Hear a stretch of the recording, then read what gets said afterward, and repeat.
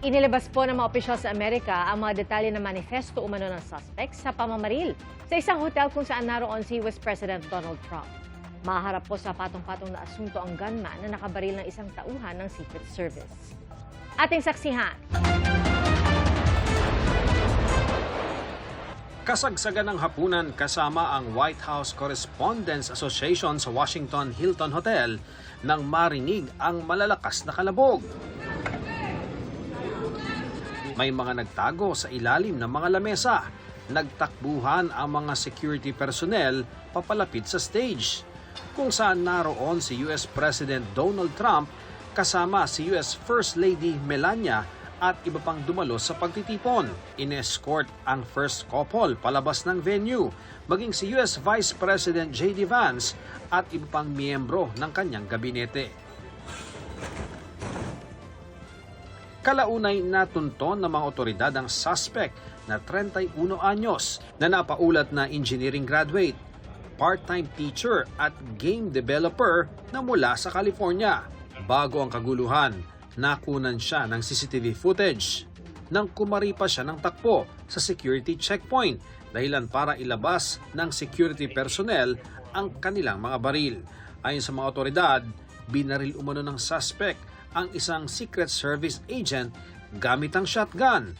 Nakaligtas naman ang Secret Service agent dahil sa suot niyang bulletproof vest. He's a sick person, a very sick person. I heard a noise and sort of thought it was a tray. I thought it was a tray going down. You know, I've heard that many times, and it was a pretty loud noise. And it was from quite far away. He hadn't breached the area at all. They really got him. Patong-patong na kaso ang kakaharapin ng suspect na bukod sa shotgun ay armado ng handgun at mga patalim. Nakatira raw siya kasama ang kanyang mga magulang sa South Bay area ng Greater Los Angeles.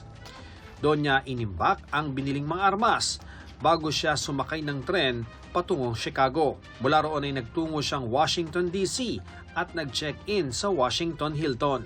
Sa mga panayam sa US media, sinabi ni Trump na nagpadala umano ang suspect ng manifesto sa kanyang pamilya, kung saan sinabi niyang aatakihin niya ang mga opisyal ng Trump administration para raw ito protektahan ang mga nalalagay sa peligro dahil sa mga pulisiya ng administrasyon.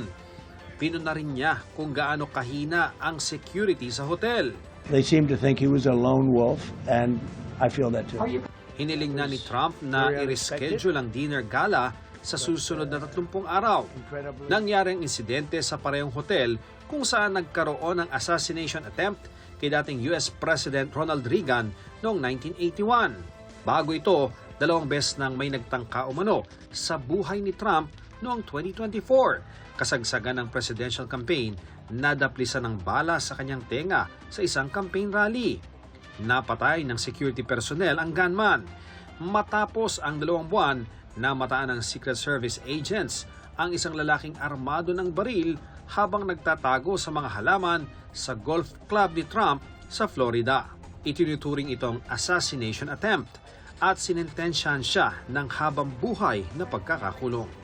Ian Cruz ang inyong saksi.